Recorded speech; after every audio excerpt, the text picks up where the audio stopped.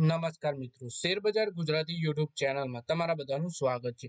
મિત્રો, આજે આપણે એક એવા ડિફેન્સ સેક્ટરના શેર વિશે વાત કરવાની છે જેમાં 21% સુધી તેજી આવી શકે છે એવું એક્સપર્ટ માની રહ્યા છે અને આ શેરમાં 14 એક્સપર્ટે ખરીદીની સલાહ આપી છે। તો આ કયો શેર છે અને કેમ 14 એક્સપર્ટ આ શેરમાં ખરીદીની સલાહ આપી રહ્યા છે તેના વિશે આપણે તમામ માહિતી ડિટેલમાં જોઈએ।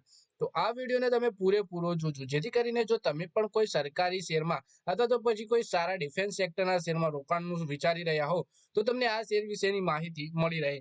પણ રોકાણ કરતા પહેલા તમારા ફાઇનાન્શિયલ એડવાઇઝર જોડે આ શેર વિશેની ચર્ચા તમારે કરી લેવી જોઈએ, પછી જ તમારે શેર બજારમાં રોકાણનો નિર્ણય કરવો જોઈએ। તો મિત્રો, વાત કરીએ હિન્દુસ્તાન એરોનોટિક્સ લિમિટેડ હાલમાં જ એક કડક નિવેદન જાહેર કરીને સોશિયલ મીડિયાથી લઈને બ્લોગ્સ અને વેબસાઇટ પર આવી રહેલી કંપનીની ખબરો ઉપર નારાજગી વ્યક્ત કરી છે। ખાસ કરીને જાન્યુઆરીમાં ઇન્ડિયન કોસ્ટગાર્ડ હેલિકોપ્ટર દુર્ઘટના બાદ એચએએલ વિરુદ્ધ ઘણા પ્રકારની અટકળો અને ભ્રામક કહાનીઓ સામે આવી છે। એચએએલે કહ્યું કે આ બધી કહાનીઓ કેટલાક પૂર્વ સૈન્ય અધિકારીઓ, પાયલટો અને કથિત ડિફેન્સ એક્સપર્ટ દ્વારા કંપનીનો પક્ષ જાણ્યા વગર એકતરફી રીતે લખવામાં આવી રહી છે। કંપનીનો દાવો છે કે આમાં ઘણા જાણકારીઓ ખોટી છે અને ઘણા મુદ્દાઓ તો એવા છે જેનું એચએએલ પહેલાથી જ સમાધાન લાવી ચૂક્યું છે। એટલે કે શેર છે એચએએલ એટલે કે હિન્દુસ્તાન એરોનોટિક્સ લિમિટેડ, અને કંપનીએ હાલમાં જે કડક નિવેદન જાહેર કર્યું છે જેમાં સોશિયલ મીડિયા, બ્લોગ્સ અને વેબસાઇટ પર જે કંપની વિરુદ્ધ ખબરો જાહેર થઈ રહી છે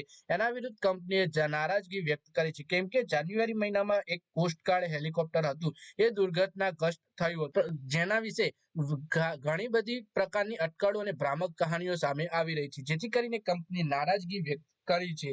વધારે માહિતી જોઈએ આપણે આ શેર વિશે। એચએએલ નું કહ્યું છે કે આ અટકળો ન માત્ર કંપનીની પ્રતિષ્ઠાને નુકસાન પહોંચાડી રહી છે પરંતુ તેના શેર હોલ્ડર્સને પણ અસર કરી રહી છે।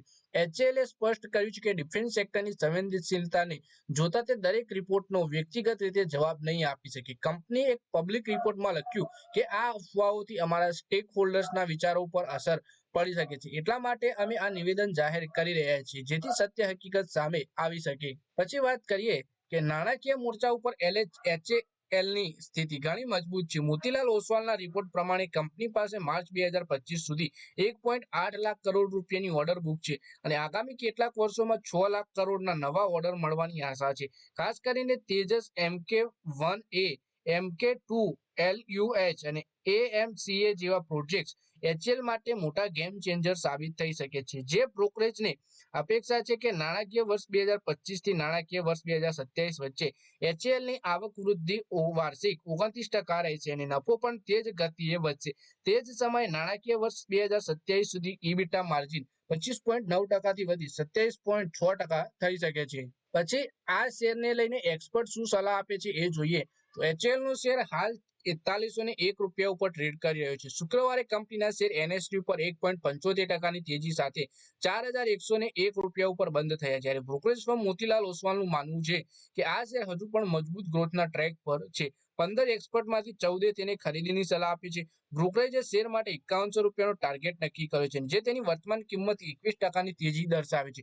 જો કંપની સામે કેટલાક પડકારો પણ છે, જેમ કે મોટા ઓર્ડર્સના ફાઇનલમાં થવામાં વિલંબ, જરૂરી પાર્ટ્સના સપ્લાયમાં મુશ્કેલી, રક્ષા મંત્રાલયના પેમેન્ટમાં વિલંબ અને પ્રાઇવેટ સેક્ટરની વધતી ભાગીદારી, એટલે કે એચએએલના શેરમાં 15માંથી 14 એક્સપર્ટ ખરીદીની સલાહ આપે છે અને બ્રોકરેજ હાઉસ મોતીલાલ ઓસવાલે 5100 રૂપિયાનો ટાર્ગેટ પણ જણાવ્યો છે આ શેર માટે। તો મિત્રો, આ વિડીયોમાં આપણે એચએએલના શેર વિશે વાત કરી છે, એમાં બ્રોકરેજ હાઉસ મોતીલાલ ઓસવાલ સાથે 14 એક્સપર્ટે આ શેરમાં ખરીદીની સલાહ આપી છે।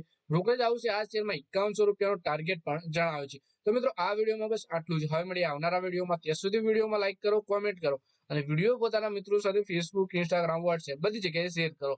શેર બજારની આવી જ માહિતી ગુજરાતીમાં જોવા માટે તમે ચેનલને સબસ્ક્રાઇબ કરી ઘંટડી પર દબાવી દેજો।